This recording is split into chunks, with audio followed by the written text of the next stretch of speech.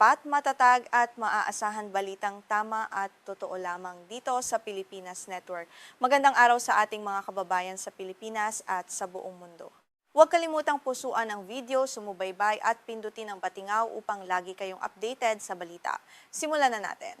Isang matinding hamon ngayon ang kinakaharap ng Administrasyong Trump sa gitnang silangan.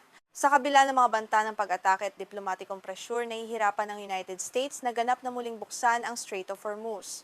Ang estratehikong rutang ito na dinadaanan ng malaking bahagi ng supply ng langis sa mundo ay nananatiling nasa ilalim ng banta ng Iran na nagdudulot ng pangamba sa pandaigdigang ekonomiya. Ipinatupad muli ng US ang blockade sa mga daungan ng Iran at nagbanta na sisingilin ang mga dayuhang barko para sa ligtas na paglalakbay. Ngunit mariing nanindigan ng Tehran na sila ang may kontrol sa mahalagang anyong tubig na ito. Nitong nakaraang linggo, nagkaroon na ng serye ng sagupaan at palitan ng putok sa pagitan ng dalawang bansa na nagbabantang mauwi sa isang ganap na digmaan na yayanig sa buong mundo. Upang maunawaan ang bigat ng krisis, dapat nating malaman na 20% ng kabuuang supply ng langis sa buong mundo ang dumadaan sa Strait of Hormuz araw-araw. Ang anumang aberya o pagsasara sa makitid na daanang ito ay nangangahulugan ng mabilis na pagtaas ng presyo ng petrolyo sa iba't ibang bansa, kabilang na ang Pilipinas, na lubhang umaasa sa imported na langis mula sa rehiyon. Ayon sa mga eksperto sa militar, upang maibalik ang normal na daloy ng mga oil tanker, kakailanganin ng US ng mas malaking armada ng mga barkong pandigma o di kaya'y libo-libong sundalo sa mismong teritoryo ng Iran. Hindi sapat ang simpleng patrolya dahil sa lawak at komplikadong heograpiya ng rehiyon kung saan kayang magtago ng Iran ng kanilang mga modernong armas sa mga bulubunduking lugar.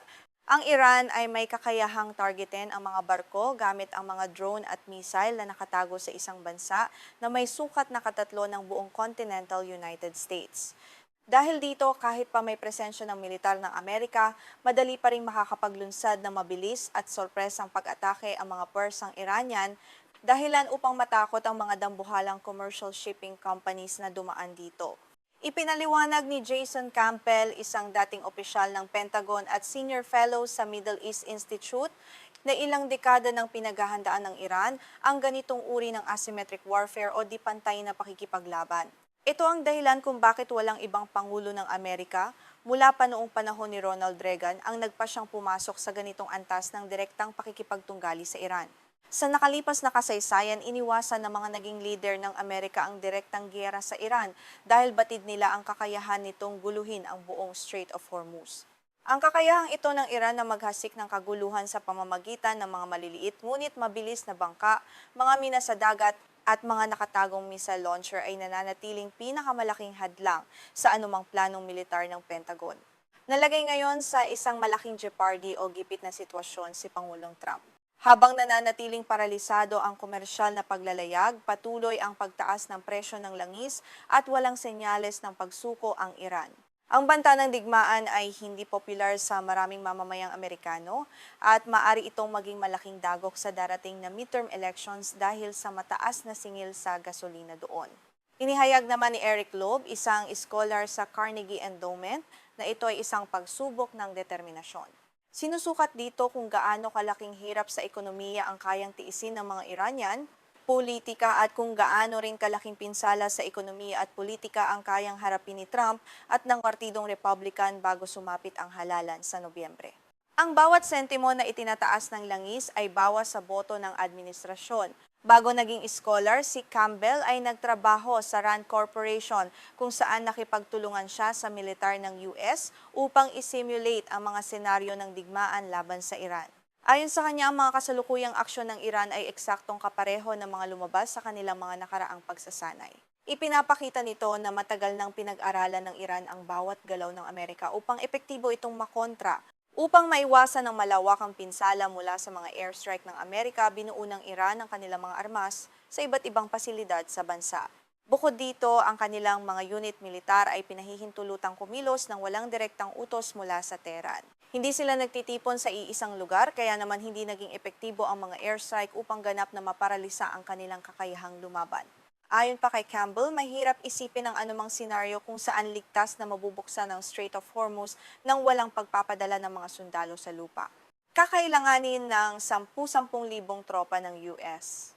Hindi lamang upang sirain ang mga nakatagong imbakan ng armas ng Iran, kundi pati na rin upang bantayan ang daan-daang milyang baybayin at malalawak na teritoryo sa loob mismo ng bansa.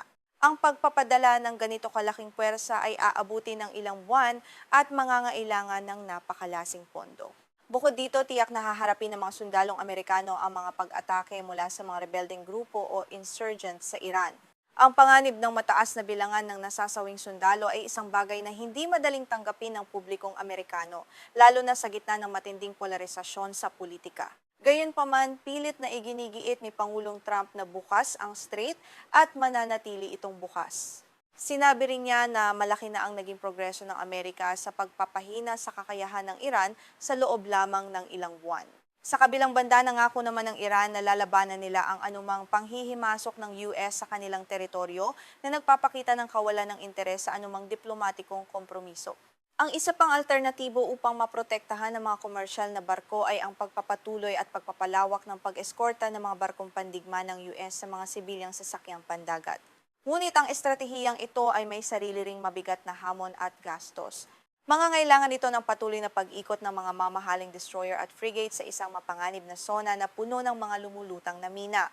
Nagawa na ito ng US noong dekada 80 nang targetin ng Iran ang mga barkong pangkalakal sa kasagsagan ng digmaan nito sa Iraq.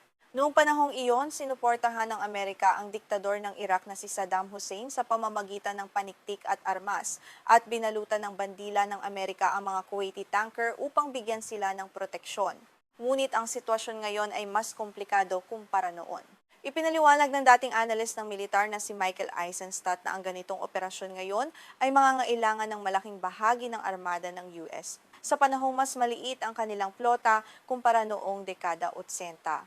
Ang pagtatalaga ng napakaraming barkong pandigma sa Strait of Hormuz ay magpapahina naman sa kakayahan ng Amerika na magbantay sa iba pang sensitibong rehiyon tulad ng South China Sea. Mas mapanganib ang sitwasyon ngayon dahil sa mga modernong armas ng Iran tulad ng mga precision-guided cruise missiles at drone swarms. Ayon kay Eisenstadt, kung magpapasya ang Amerika na magpadala ng mga tropa sa pampang upang sirain ang mga missile launch sites, tiyak na tataas ang bilang ng mga mamamatay na sundalong Amerikano. Ito ay isang panganib na maaring hindi kayang panagutan ng kasalukuyang administrasyon. Dahil sa takot sa mga mina, iniiwasan na ng mga komersyal na barko ang tradisyonal na ruta. Sa halip, gumagamit sila ng mas mahabang ruta sa timog malapit sa Oman sa ilalim ng pagsubaybay ng mga eroplano ng US. Ngunit ayon sa mga eksperto sa maritime risk, sapat na ang simpleng banta ng Iran sa pamamagitan ng radio channel upang takutin ang mga marino at maparalisa ang komersyo nang hindi man lang nagpapaputok ng missile. Sa huli, ipinapakita nito na ang matatapang na pahayag ng Administrasyong Trump ay hindi tumutugma sa aktwal na kakayahan at kahandaang militar ng Amerika na harapin ang panganib. Ang realidad na nangangailangan ng malawakang digmaan sa lupa upang ganap na makontrol ang Strait of Hormuz ang dahilan kung bakit nananatiling nakabitin ang solusyon habang ang buong mundo ay patuloy na nagbabayad sa mataas na presyo ng langis,